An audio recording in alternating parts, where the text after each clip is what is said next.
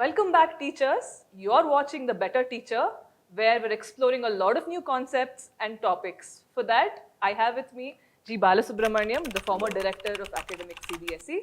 He's been giving us a lot of inputs on various things in education. Sir, today I have a few doubts regarding the introduction of something called peer assessment in national education policy. Can you just help us with what it means, sir?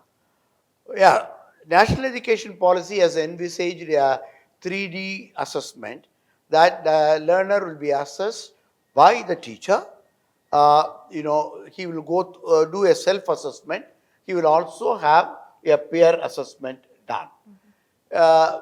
This is a normal way of looking at a holistic assessment model, right?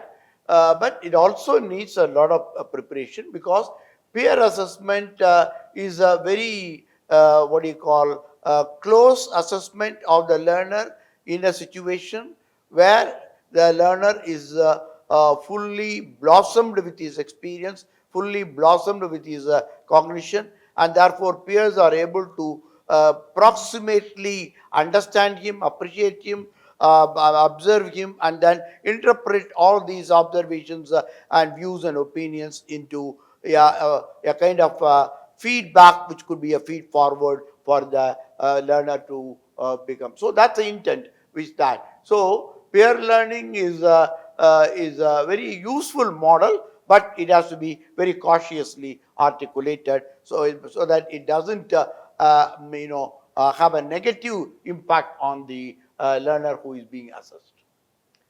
As you rightly said, it sounds very exciting in theory. But how can this be effectively implemented without bias and prejudice? Well, there an element of bias and prejudice may be the undercurrent of any such assessment because that is part of the human psyche, right? There are several emotional inputs which go to, integrate themselves into the assessment model of peer evaluation. It is true not only for children, it's true for you and me also when we do that. That's a human, human intervention in the assessment pattern. Nevertheless, the teachers can create a kind of an SOP, a standard operating procedure, or a kind of a systemic model in which we can observe people and come out with objective, data-based, or anecdotal models of feedbacks to that.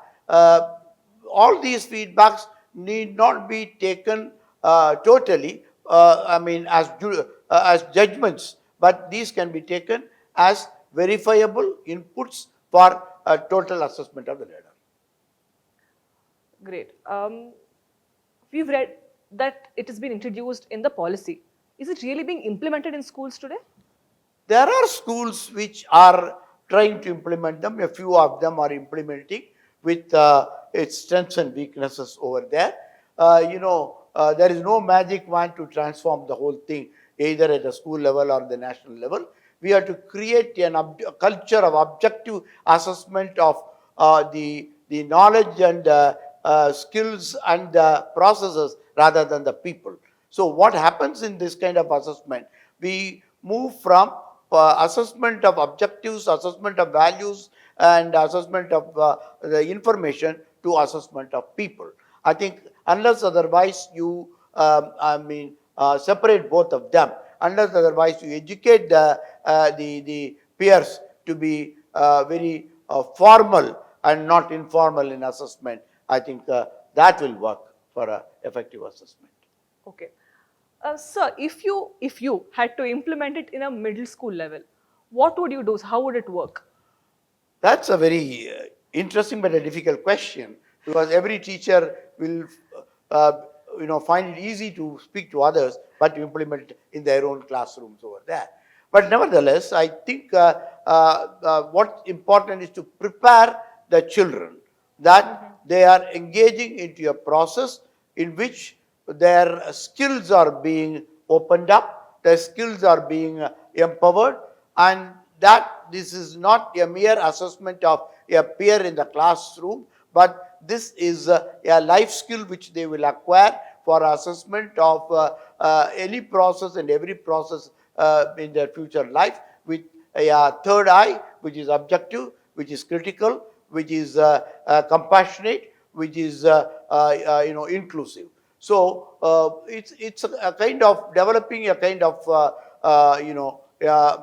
mindset, developing a kind of objective attitude in the learner. And I think we need to educate, need to provide some initial case studies, initial experiences in the class, so that they will fall in line over a period of time. As I said, it is not a magic wand that could transform tomorrow, but certainly it's possible over a period of time.